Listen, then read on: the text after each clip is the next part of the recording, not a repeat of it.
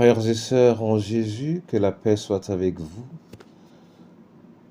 Nous rendons grâce à Dieu, par qui chacun d'entre nous peut encore respirer,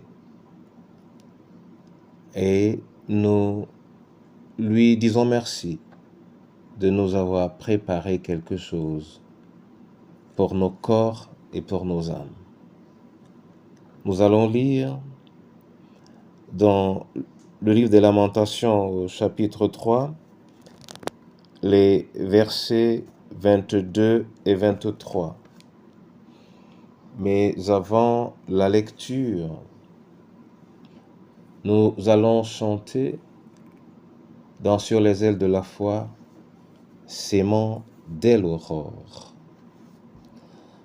S'aimant dès l'aurore, s'aimant dès l'aurore, quand le soleil luit, quand le soleil luit. Et semons encore lorsque vient la nuit. Dieu peut faire éclore la fleur et le fruit. Bon courage, amis, bon courage, amis. Nous irons joyeux cueillir les épis. Bon courage, amis, bon courage, amis.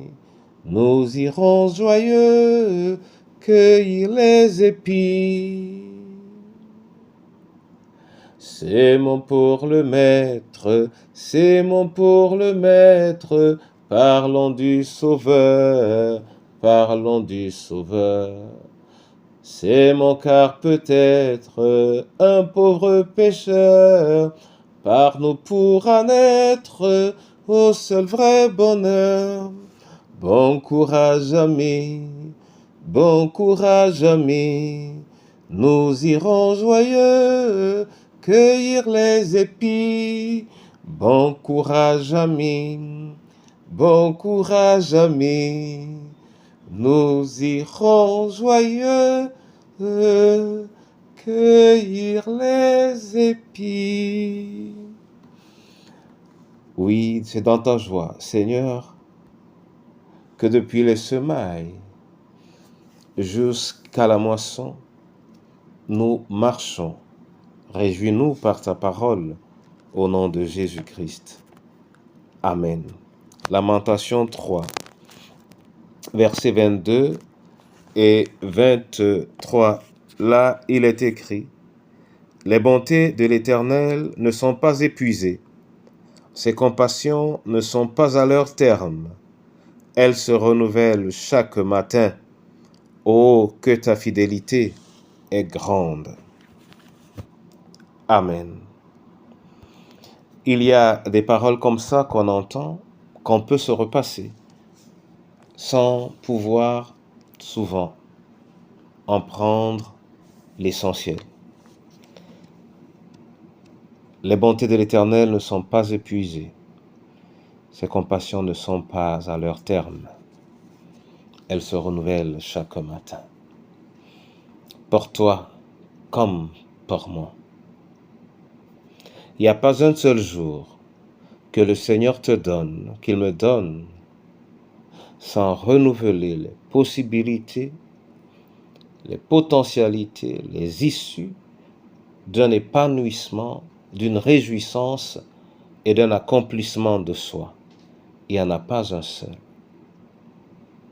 Ces bontés ne sont pas épuisées. Oui, loin de là, ces compassions ne sont pas à leur terme, car il vient de manière constante à ton secours pour tout ce qui te maintient captif dans la douleur ou dans la peine. C'est pourquoi ces compassions, ces bontés, afin de te déclarer bon et de te permettre de vivre la bonté de sa voix et de sa parole. Alors, dans ton cœur, garde-le. Il n'y a pas un seul matin, pas un seul, où le Seigneur ne te renouvelle sa miséricorde, ou il ne te renouvelle sa bonté. Qu'il te bénisse, qu'il bénisse ce jour pour toi, et qu'il te donne surtout de te vouloir source de bénédiction pour tous ceux qui ont compté dans ton cœur et même pour ceux qui n'auraient pas compté. Amen.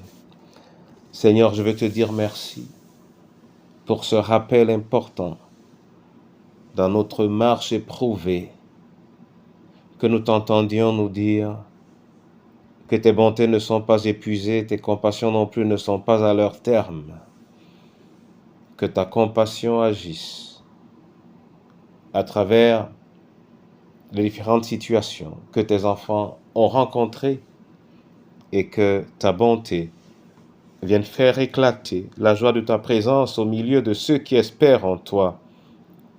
Tu es Dieu et tu l'es parfaitement. Oui, Seigneur, tes compassions et ta miséricorde pour le malade et pour le prisonnier, pour la veuve et l'orphelin, pour celui dont un enfant est parti trop tôt, très tôt. Tes compassions, ta miséricorde et ta bonté. Oui, Seigneur, pour chacune de nos familles qui sont aujourd'hui débridées, éclatées, pour ce pays que tu aimes et pour ton Église qui semble être accrochée beaucoup plus aux apparences qu'à la réalité de ta présence. Viens et manifeste-toi, toi dont la miséricorde n'a pas de limite. Continue de déclarer bon ce que tu as créé en ton Église, en Jésus-Christ notre Sauveur. Amen.